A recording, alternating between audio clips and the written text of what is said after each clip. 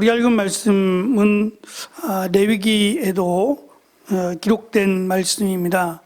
6월절로 시작되는 절기들이 있고 그 앞에 절기라고 하기는 뭐하지만 이 월삭 또는 초하루라는, 그러니까 10월 1일, 11월 1일에 해당되는 초하루마다 지켜야 될 지금 그 제사에 대해서 설명을 합니다. 우리 읽은 말씀은 월삭 또는 초하루에 대한 이야기부터 안식일은 매주 지키는 겁니다. 매주. 그래서 안식일에 해당되는 것을 더해서 2마리를 더해서 계산하라고 말씀하시고요. 이어지는 절기부터 6월절, 무교절, 그리고 그 다음 오늘까지의 말씀이 오순절 또는 77절의 말씀이고, 그 다음에 이제 나오는 내용이 나팔절, 속죄일, 그리고 초막절이 나옵니다. 이게 1년 동안에 이루어지는 일들이에요. 그러면 절기, 안식일, 또 초막절, 절기, 안식일, 그리고 초하루를 지키는 월삭까지 하면, 월삭만 해도 12번이니까 그럼 도대체 얼마나 많은 거예요, 제사가? 정신없겠죠. 일주일에 한 번씩 안식일 제사를 드려야 되고요. 또 매달 첫째 날 또 제사를 드려야 되고, 또 그렇지 않은 절기 때마다 특히 이제 곡식과 관련된 봄에 씨앗을 뿌려서 거둔 것으로 시작되는 무교절부터 시작되는 보리를 거두고 그 다음에 밀을 거두는 이러한 절기 때마다 지금 하나님 앞에 제사를 드리되 향기로운 제사를 드려야 된다. 흠없는 것을 드려야 된다. 그리고 또 한 가지는 하나님께 번제로 드리되 짐승만 드리는 게 아니라 소제라고 하는 곡식 가루도 드리고 포도주까지 드려요. 이것까지 같이 섞어서 같이 드린다는 점이 흥미로워요. 다시 말하면 이것은 따로 우리의 어떠한 목적을 두고 드리는 게 아니고, 내가 죄를 졌으니까 하나님 앞에 회개하고 속죄하는 마음으로, 물론 속죄일이 있어서 특별하긴 하지만 그런 의미보다는 일상이 무엇을 거두거나 또는 살아가는 모든 일상들이 하나님의 은혜임을 고백하는 것이 이 절기와 또는 제사들의 내용이라는 거예요. 그러니까 구체적으로 지난주에 제가 잠깐 이렇게 풀어서 에바가 얼만큼이고 신이 얼만큼이고 말씀은 드렸지만, 뭐 그것까지 다 개수하기는 좀 어려운 부분이 있고, 제가 다음 주에는 이 절기 부분을 표로 하나 만들어서 이해하기 쉽게끔 표로 하나 만들어 드릴게요. 왜냐하면 이것이 이해가 돼야 구약에서만 끝나지 않고 신약 성경에 가면 특별히 이제 히브리서의 내용은 흠없는 제물, 흠없는 제사를 드린다고 할 때 그것이 예수 그리스도의 모형으로서 구약에 흠없는 제물을 드려서 잠시 동안 속죄함을 받았잖아요. 그것이 예수 그리스도를 예표하는 거로 히브리서가 이야기를 하니까 이 부분들을 정리해서 특별히 이번 주일에도 사실은 다음 주일에는 이제 성령이 임하시는 내용이 나올 거고요. 이번 주는 40일 동안 예수님께서 제자들과 함께 있었다는 내용인데, 6월절이 지나잖아요. 6월절이 지나고, 6월절은 하루고 6월절이 지나면 바로 그 다음 날이 무교절이에요. 그 무교절이 곡식을 뿌리는 날이거든요. 그 곡식을 뿌리는 날부터 시작해서 50일이 계산되면은 77절 또는 오순절이 되는 거예요. 제가 이 말씀을 드린 이유가 예수님이 6월절에 어린 양이 되셔서 6월절부터 무교절부터 계산해서 49, 50일이라고 치면 그게 오순절이 되는데, 한번 계산해 보세요. 예수님이 주일날 부활하셨거든요. 그러니까 3일이 지나서 금요일 날인데, 6월절이 금요일인데 3일이 지나서 주일날 예수님이 부활하셨고, 그러면 3일을 빼고 40일 동안 같이 계셨으니까, 부활하신 뒤에 주일부터 40일 같이 계셨으니까 43일이 지난 거예요. 그리고 오순절에 성령이 와요. 그러면 제자들은 사실 오순절에 성령이 온다고 생각 못했죠. 하나님의 약속이 너희들에게 임할 때까지 모여서 기도하라 그랬잖아요. 그러면 그들이 이제 모여서 매일같이 아무것도 안 하고 매일같이 모여서 기도했는가? 전심으로 기도했다고 하니까 아마도 그럴 가능성이 높은데, 그렇게 전심으로 기도했어요. 근데 며칠이나 기도했을까? 이 제자들은 사실 계산할 수 없었어요. 그때가 언제라고 말씀을 안 하시니까. 예를 들어서 5일만 힘써서 기도해라, 아니면 20일을 힘써서 기도해라 라고 하셨으면 그래도 나름 계산을 하지 않겠어요? 야, 조금만 더 하면 돼, 조금만 더 참으면 돼.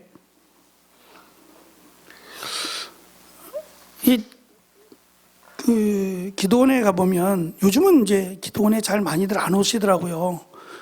이제 연초가 되거나 연말이 되면 그래도 기도원이 좀 북적북적해요. 사람들도 많이 오시고, 그리고 뭐 금식 기도원도 있고 또 그렇지 않은 여러 가지 다양한 뭐 수도원의 형식을 가진 기도원도 있어서 나름대로 뭐 집회도 있고 막 그렇습니다.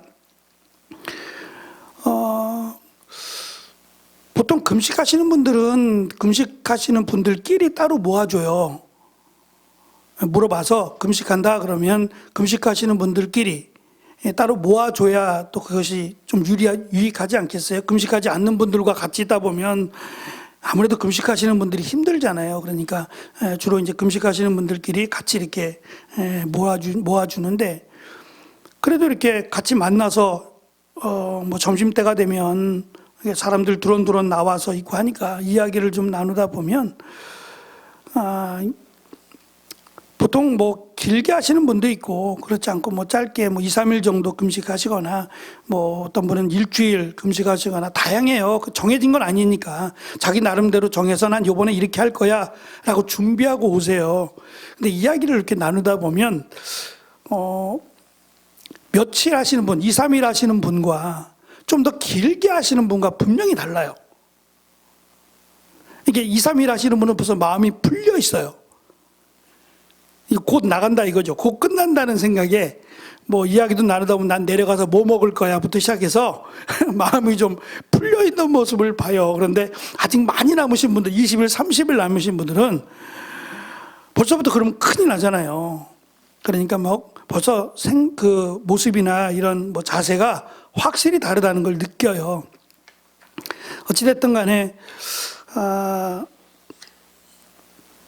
절기가 그들에게 주는 그 의미가 하나님을 기억하고 또 하나님께 드려지는 제사니까 짐승만이 아니라 나를 대신하여 드리는 거잖아요. 그러니까 그런 의미에서 내가 어떻게 살아야 되는지를 늘 긴장 가운데 하나님께 드린다라는 마음으로 살라고 하는 의미가 훨씬 더 많습니다. 단순히 힘들게 하기 위해서 하나님께서 그렇게 하시는 것이 아니라 하나님의 백성으로 세워가기 위해서 하나님께서 그렇게 준비해 주신 제도다라고 이해하시면 좋을 것 같아요. 어쨌든 50일 언제라고는 정해지지 않았지만 그 기록대로 순서대로 우리가 무교절부터 유교절, 무교절부터 이렇게 따져 들어가면 정작 제자들이 오순절에 성령이 임했을 때의 기간은 한 일주일밖에 안 돼요. 7일 정도고, 우리가 새벽에 사도행전 하면서 말씀을 드렸었는데 오순절이 언제냐 그러면 주일이라고 말씀을 드렸죠. 오순절에 성령이 임하시는 날이 예수님 부활하시는 날과 동일해요. 그래서 지금 주일을 우리가 지키는 주일은 2000년 전과 동일해요. 이거는 2000년 전에도 그때는 주일이라고 안 했어요. 그때는 주일이라고 안 했죠. 그러니까 안식일 다음 날 이런 식으로 했겠죠. 시간이 지나서 뭐 일요일로, 세상은 일요일로 말을 했겠지만 어쨌든 우리는 예수님이 부활하신 날, 그날을 기념해서 우리가 예배를 드리지만, 초대교회도 사도행전 이제 하면서 말씀을 드리겠지만 초대교회도 예배를 주일날로 바뀝니다. 안식일로 드리는 게 아니라 예수님 부활하신 주일날 초대교회도 예배를 드렸다라고 말씀을 드렸어요. 그래서 우리가 지금 살펴볼 유월절, 무교절, 오순절이라고 하는 것이 구약에서만 이루어진 것이 아니라 신약시대에도 초대교회 때까지는 이것이 그대로 이 절기에 관한 부분들은 같이 영향을 미친다라는 점. 물론 제사를 지내진 않아요. 제사를 지내진 않습니다. 이 복음과 제사는 다르죠. 예수님이 직접 살아있는 제물이 되셨으니까 더 이상의 제사는 의미 없어요. 우리가 거룩한 성전이 되었으니까 그런 의미에서 제사와는 무관하지만 오순절이 임하시는 의미로 볼 때에는 이 구약을 이해해야 신약에 등장하는 절기에 대한 내용이나 또 성령이 임하시는 오순절에 대한 부분을 이해하기가 훨씬 더 수월하다라고 하는 점을 생각하시면 좋을 것 같습니다. 월삭이라고 하는 초하루에 대한 내용으로 시작을 합니다. 우리 읽은 말씀 11절부터 15절까지는 초하루 또는 월삭에 대한 부분이에요. 사실 이 월삭에 대한 부분은 그냥 매달 초하루에 하나님 앞에 시작하면서 하나님 앞에 거룩하게 또 준비된 마음으로 시작하자라고 하는 의미가 컸는데 이것이 조금 시간이 지나가면서 이스라엘 백성들이 약속의 땅에 정착하고 또 왕을 세우고 이제 그러면서부터 사울 시대로 넘어가면 사무엘상입니다. 사울 시대로 넘어갔을 때 거기서 이 월삭에 대한 부분이 언급이 하나 돼요. 월삭이 언급이 되면서 사울이 다윗을 죽이기 위해서 이 월삭 그때는 이제 1, 2, 3일 동안 잔치를 베풀었어요. 말이 잔치지 사실은 가족끼리 글쎄 친척까지였는지는 모르겠지만 가족 단위로 모여서 지난달에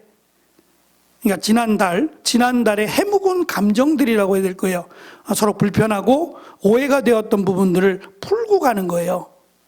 풀고 화해하고 새롭게 출발하자라고 하는 좋은 의미에서 아마 이 월삭절기를 지켰던 것 같아요. 그때 이제 다윗을 죽이기 위해서 바로 맞은편에 사울이 앉고 맞은편에 다윗을 앉히려고 했는데 다윗이 등장하지 않았잖아요.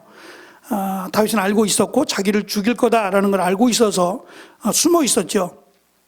첫째 날 참석하지 않았을 때에는 다윗이 가끔씩 이 블레셋과의 전쟁 아닌 전쟁, 큰 전쟁은 아닐지라도 사소한 전쟁이라도 피를 묻히게 되면 그날 하루는 부정하니 잔치에 참석할 수 없었으니까 그러겠다 생각을 했어요.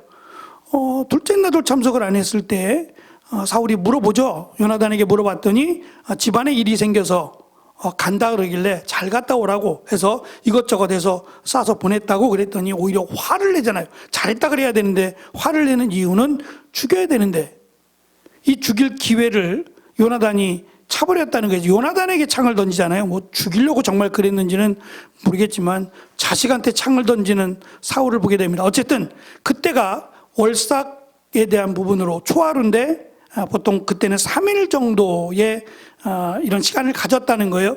근데 지금 우리가 살펴보는 28장에 있는 11절부터 이 월삭에 대한 부분은 하루입니다. 제사를 드리는 건 하루예요. 하루에 제사를 드리고 그것이 이제 지난달 과거에 대한 부분도 있을 것이고 이번 달을 하나님께서 지켜주시기를 간절히 구하고 바라는 마음으로 흠없는 제물을 드렸을 거예요. 이건 이제 매달 초하루에 드려야 되는 제사로 설명을 하고 있고요. 그 다음 이어지는 게 이제 6월절입니다. 6월절은 유월이라고 하는 의미에서 이스라엘 백성들이 출애굽할 때에 문설주에 피를 바르죠. 어린 양의 피를 문설주에 바르고 천사가 죽음을 넘어갔죠. 넘어가지 않았으면 그가 죽었을 텐데 죽음의 천사가 그 집을 넘어갔다 그래서 6월이에요. 그것을 기념하여 지키는 날입니다. 니산월이라고 부르긴 해요. 니산월이라고 부르는데 우리 식의 달력으로는 3, 4월이에요. 6월절이 3, 4월 14일이 됩니다. 3월 14일이 되고 6월절 다음 날 15일부터 7일 동안은 무교절이 돼요. 이때가 이제 씨를 뿌리는 날이에요. 씨를 뿌려서 무교절이 시작이 되는데 이 무교절 7일 동안은 누룩을 넣지 않는 빵을 먹어요. 누룩이라는 게 이스트잖아요. 우리가 지금 빵집에 가면 제과점이나 빵집에 가면 바게트 같은 빵 아마 이거보다 더 딱딱했을 거예요. 더 딱딱한 빵. 상당히 꺼끌꺼끌하고 이것은 보통 이렇게 신분이 낮거나 지극히 가난한 사람들이 먹었던 빵이래요. 근데 그것을 기억하라는 거예요. 하나님이 주신다라는 걸 기억하고 일주일 동안은 누룩을 넣지 않은 빵을 먹어야 된다는 겁니다. 무교제를 지내는 7일 동안, 2페이지 밑에입니다. 이스라엘은 매일 흠없는 어린 양, 순양 7마리, 성숙한 양 1마리, 수송아지 2마리, 염소 1마리를 드려야 하고 매일 드리는 제물인 어린 양 2마리를 더해서 드립니다. 그렇다면 매일 어린 순양 9마리가 바쳐지는 것이며 안식일이 끄는 날은 11마리, 2마리까지 더해서 11마리의 어린 순양과 그의 짐승들이 제물로 드려집니다. 여기에다가 이것만이 아니라 가루도, 고운 가루도 같이 태워서, 그리고 포도주까지 같이 해서 제물로 드렸습니다. 그리고 이제 바로 이어지는 내용이 26절부터의 내용이 77절이에요. 오순절이라고도 하죠. 77절은 안식일이 7번 지나가는 77이 49에 해당되는 날이 77절이고 그 다음 날이 오순절이에요. 내용은 이스라엘이 봄에 보리 수확을 시작하면서 거둔 첫 곡식을 장막, 나중에 성전이 되는데 가져가 하나님께 제물로 드리기 전까지 핵곡식, 이때는 보리입니다. 보리를 먹을 수가 없습니다. 제사장은 백성들이 가져온 첫 곡식단을 받아 주 앞에서 흔들어 바치고 그 곡식단을 바친 지 정확하게 50일째 되는 날, 그날이 오순절이에요. 50일째 되는 날 두 번째 핵곡식인 밀을 바칩니다. 그러니까 보리 추수 씨앗을 뿌려서 보리를 추수할 때까지 걸리는 기간이 짧나 봐요. 저는 농사를 안 져서 보리를 심고 얼마 있다 거둬요? 보리가 그렇게 빨리 자라요? 우리하고는 조금 다르긴 하겠는데 보리가 봄에 심으면, 우리는 겨울에 심나요? 보리를 겨울에 심어요. 이스라엘은 봄에 심거든요. 근데 짧나 봐요. 왜냐하면 이걸 따로 심는 건지 이걸 거두고 나서 심는 건지를 알 수 없는데 50일째 되는 날 거두게 되는 것이 밀이거든요.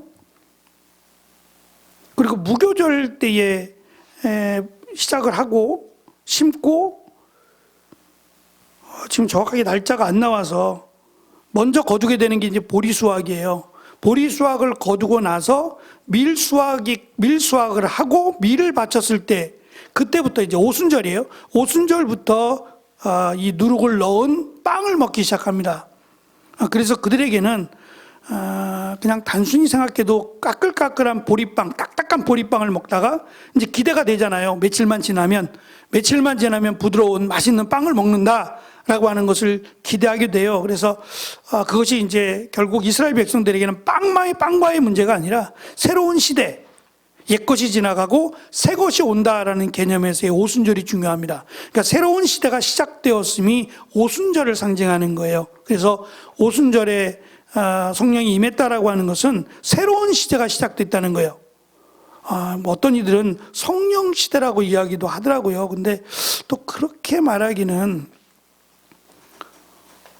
너무 또 구별해서 하는 것 같아서 하여튼 약속하신 성령이 임하시는, 그리고 그때부터는 그 성령이 임하시면 그 성령이 우리 안에 임하셔서 이제 우리가 거룩한 성전이 되잖아요. 그러니까 우리에게는 굉장한 은혜의 시간이에요. 왜냐하면 성령 하나님께서 우리 가운데 임하셨다라는 것만으로 우리를 의롭다고 칭하시기 때문에, 물론 예수님을 믿음으로, 앞에서 예수님을 믿음으로 하나님의 자녀가 돼요. 근데 지금은 좀 달라요. 그때는 성령이 오시기 전이잖아요. 구약도 마찬가지고 성령이 오시기 전까지는 믿음으로 하나님의 자녀가 되지만 신약시대 성령이 오시고 난 후로는 이제는 명확하게 성령이 그 안에 내주하는 사람만 하나님의 자녀가 돼요. 그러니까 그것을 예수님이 다시 오실 때 무엇을 보겠느냐라고 할 때 당연히 믿음을 보시죠. 근데 그 믿음을 증언해 줄 수 있는, 이 사람은 정말 믿는 사람이야, 정말 예수님을 메시아로 믿어 라고 증언해 주는 분이 성령님이거든요. 보혜사 성령께서 증인이 되어 주신다고 하시니까 그때 가면 그의 신분이 무엇이든 나이나 직업이 무엇이든 간에 그 안에 성령이 임한 자만 구원을 받는다라는 것을 우리에게 명확하게 말씀하시죠. 밑에 보시면 밀수확은 보리수확보다 늦습니다. 밀수확을 마무리하면서 드리는 예물이 이 두 번째 예물이 되는데요. 이 날짜가 50일이기 때문에 50번째의 뜻을 의미하는 이 펜타코스트라고 하는 것이 50번 오순절이라고 하는 뜻이거든요. 그러니까 이 오순절이 하나님 앞에 두 번째 수확의 예물을 드리는 날로 지켰습니다. 오순절이 되면 성전에서 새로운 소재를 바치게 되는데 이때는 누룩을 넣은 것을 하나님께 바치게 됩니다. 오순절은 모든 수확, 앞에서는 보리 수확, 그 다음에 밀 수확이 하나님으로부터 온 축복이라는 것을 고백하는 절기였고, 기쁨과 즐거움으로 모여서 서로 축복하는 때인데, 이때도 속죄제물을 드리라고 하세요. 그래서 왜 이때도 속죄제물을 드릴까? 그것은 아마도 백성들이 모이는 때에 죄의 심각성을 한 번 더 상기시키는 의미에서 아마 속죄제물을 드리라고 하신 것이 아닐까라고 생각을 합니다. 무교절로 시작되는 농사가 밀추수가 끝나는 오순절에 이르면서 그 땅에 대한 심고 거두게 되는 이 밀 그리고 보리에 대한 수확은 끝납니다. 대신 밀과 보리의 곡식 추수가 끝나면 바로 이어지는 포도부터 시작해서 이제는 과실의 열매가 맺혀요. 이게 참 신기한 거죠. 그러니까 이것을 통해서 이 절기를 만든 거예요. 절기에 따라서 이렇게 된 게 아니라 보리 추수가 끝나면 밀 추수가 있고, 밀 추수가 끝나면 이제 과실들이 맺어요. 우리하고는 좀 달라요. 우리하고는 전혀 일기가 다르니까. 그래서 포도부터 시작해서 무화과, 석류, 올리브, 대추, 야자로 이어지는 여름 과실의 추수가 시작되는 때가 이 오순절입니다. 그러니까 오순절만 지나면, 그 오순절부터는 이제 먹거리가 정말 풍성해지고, 특별히 이제 과일이라든지 이런 부분들이 열매를 맺게 되는 귀한 그 절기가 돌아옵니다. 어쨌든 지금 절기에 대한 부분들을 우리가 나누고 있지만, 이 절기 때 사실은 가장 중요한 것이, 물론 흙도 중요하죠. 땅도 중요하지만 이 땅보다 더 그들에게 있어서 중요한 것은 자기들이 할 수 없는 일. 땅은 나름대로 자기들이 가꾸고 뭐 벌레도 잡고 할 수 있잖아요. 근데 비는 방법이 없잖아요. 비를 내리게 할 방법은 없잖아요. 이것 때문에 사실은 우상들이 많아진 거고, 비와 관련된, 하늘과 관련된 우상들이 가장 으뜸이에요. 보통 그 그리스 로마 신화에서 가장 으뜸되는 신이 제우스인데요. 이 제우스가 번개를 이렇게 들고 있어요. 손에.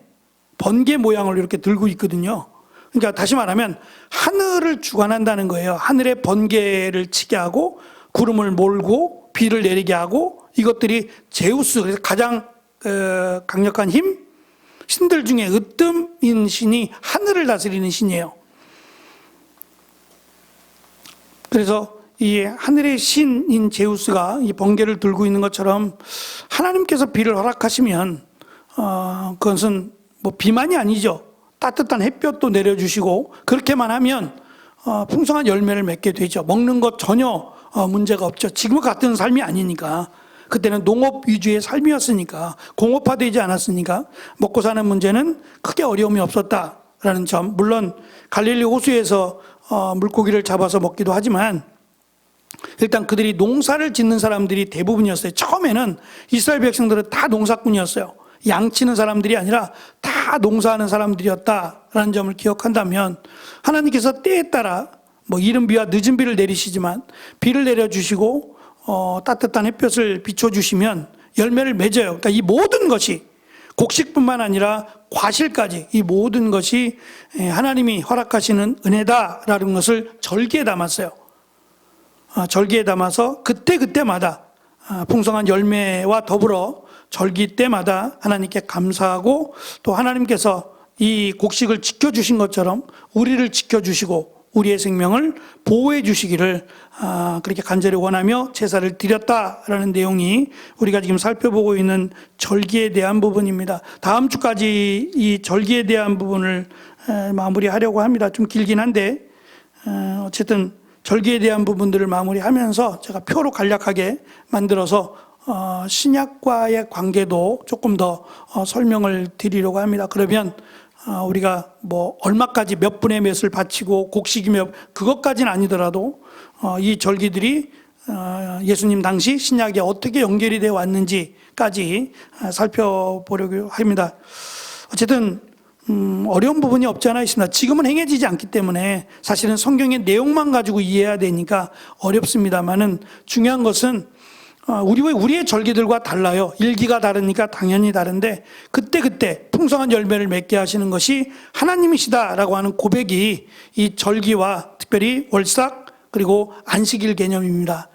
이것을 통해서 늘 이스라엘 백성들은 하나님을 의지하고 하나님께 감사하며 찬송하는 그런 시간을 보냈다라는 점이 특별하다고 할 수 있을 겁니다.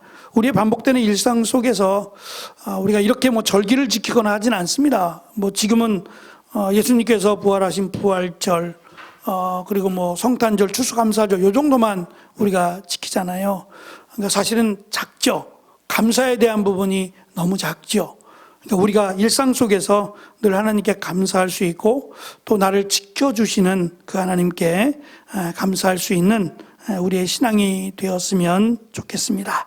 기도하겠습니다.